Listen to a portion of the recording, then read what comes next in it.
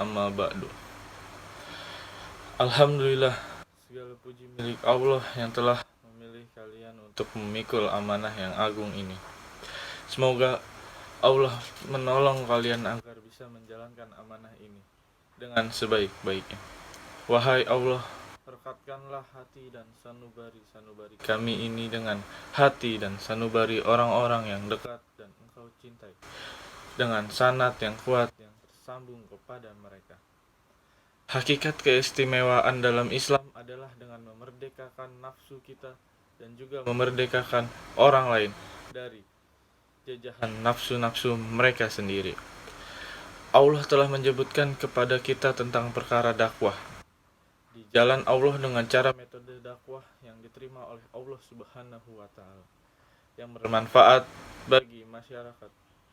Pertama, memenuhi hati dengan pengagungan kepada Allah hingga ia takut dan berharap hanya kepada Allah Subhanahu wa taala. Sesungguhnya Allah Subhanahu wa taala mengatur slogan ini di lidahnya para rasul seperti tercantum dalam Al-Qur'an. Dan aku sesekali tidak meminta upah kepadamu atas ajakan itu. Upahku tidak lain hanyalah dari Tuhan semesta alam. Surat Asy-Syu'ara ayat 120, 109, 127, 145, 164 dan 180. Allah memuji orang-orang yang menyampaikan risalahnya dengan takut hanya kepada Allah dan menjadikan Allah sebaik-baik perlindungannya, yaitu orang-orang yang menyampaikan risalah Allah. Mereka takut kepadanya dan mereka tiada merasa takut kepada seorang pun selain kepada Allah Subhanahu wa taala, dan cukuplah Allah sebagai perlindungannya. Surat Al-Ahzab ayat 39. Sesungguhnya yang patut menyandang dakwah di jalan Allah adalah orang yang hatinya berharap dan takut hanya kepada Allah, dan selama ini di dalam hatinya masih ada titik harapan kepada selain Allah, maka pasti dia tidak akan selamat dari kacauan dalam dakwahnya. Baik disadari maupun tanpa disadari, ada kepentingan demi sesuatu yang diharapkan selain Allah, atau demi kekhawatiran selain khawatir kepada Allah. Dan kita pun membaca wahyu Allah di dalam metode dakwah yang benar. Allah memerintahkan kepada Nabi Musa dan Harun, pergilah kalian berdua kepada Fir'aun, sesungguhnya dia telah melampaui batas, maka berbicaralah kepadanya dengan penyampaian yang lembut. Surat At-Taha ayat 43-44.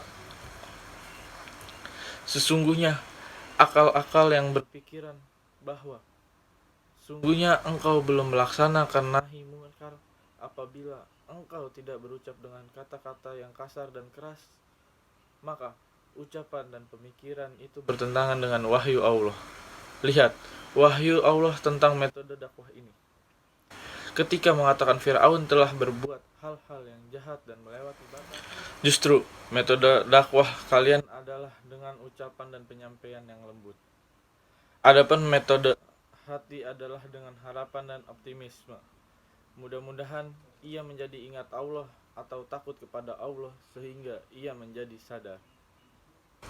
Di dalam ayat lain Allah memerintahkan, pergilah kepada Fir'aun, sesungguhnya ia telah melampaui batas, dan katakanlah kepada Fir'aun, adakah keinginanmu bagimu untuk membersihkan diri, dan kamu akan kubimbing ke jalan Tuhanmu agar supaya kamu takut kepadanya. Surat An-Nazi'at ayat 17-19. Bahkan cara ini diajarkan oleh Allah Subhanahu wa taala melalui wahyu kepada para rasulnya. Ketika Nabi Musa disampaikan pengaduan dari kaumnya Fir'aun yang mengganggu mereka jauh sebelum datangnya Nabi Musa, maka jawab Nabi Musa, mohonlah pertolongan kepada Allah dan bersabarlah, sesungguhnya bumi ini kepunyaan Allah, diperuntukkan kepada siapapun yang dikehendakinya dari hamba-hambanya, dan kesudahan yang baik adalah bagi orang-orang yang bertakwa. Surat Al-A'raf ayat 128. Sesungguhnya perkara amar ma'ruf nahi munkar adalah kewajiban yang penting dan agung sampai hari kiamat. Tapi bagaimana metode dan caranya? Yakni amar ma'ruf dengan cara yang ma'ruf dan nahi munkar dengan cara yang ma'ruf. Apabila engkau memerintahkan orang lain untuk berbuat hal yang ma'ruf atau baik, maka perintahkan dengan cara yang ma'ruf. Dan apabila engkau mencegah orang lain dari perbuatan yang munkar, maka cegahlah mereka dengan cara yang ma'ruf, bukan mencegah dengan cara yang munkar. Ketika beberapa ulama salaf dahulu menyaksikan bagaimana masyarakat menggosipkan Hajjaj yang banyak membunuhi dan menzalimi umat Islam dengan cara menggosip atau gibah di belakang dan kenyataannya tidak menghasilkan apa-apa, maka para ulama salaf berkata, sesungguhnya Allah akan menuntut apa yang dilakukan Hajjaj, sebagaimana Allah juga akan menuntut orang-orang yang menggosipkan dan mencaci maki Hajjaj atas kezalimannya. Dulu di masa Hajjaj ada sekelompok sahabat Rasulullah Shallallahu Alaihi Wasallam, anak didik Rasulullah Shallallahu Alaihi Wasallam. Mereka tidak memahami makna mencegah dari kemungkaran dengan memaki Hajjaj atau mengeluarkan kata-kata yang tidak baik kepada Hajjaj, atau provokasi massa atau melakukan revolusi menggulingkan Hajjaj. Bukan itu yang mereka pahami dari makna nahi munkar tersebut. Seperti sahabat Abdullah bin Umar radhiyallahu anhu dan para sahabatnya yang lain berpendirian demikian, mereka tidak ada satupun yang mendukung Hajjaj atas kezaliman dan kemunkaran yang dia lakukan, dan mereka juga tidak mencaci maki Hajjaj.